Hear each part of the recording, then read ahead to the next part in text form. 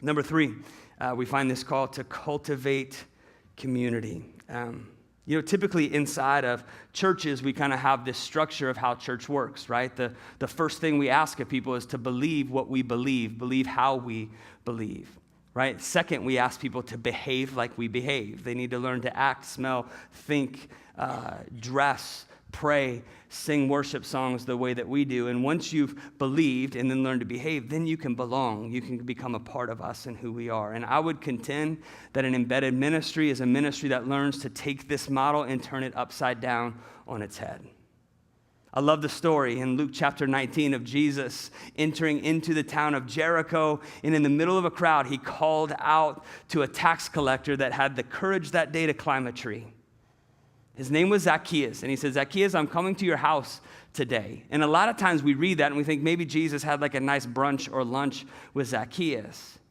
But it was Jesus's model of ministry every time he would go into a new town to take up residence in somebody's house. That home, became his base of ministry. If you look at the Greek word that Jesus uses for house here, he actually says to Zacchaeus, Zacchaeus, come down because I am taking up residence. I am moving into your house today.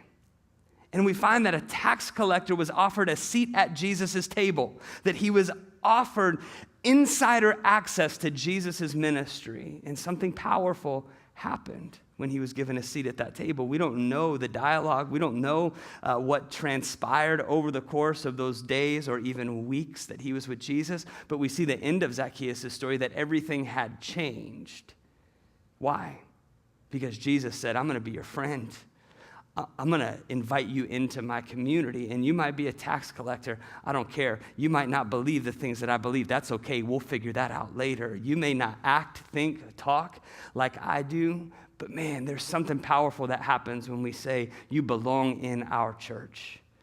And belonging so often leads to believing, and believing leads into the power of discipleship relationships that allow us not to engage in the folly of behavior modification. You ever try to modify somebody's behavior?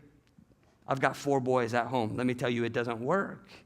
What works is engaging the heart of people and seeing God transform that heart. That is the power of cultivating community. When we stop speaking about our community in the context of us and them and realizing that there's only us.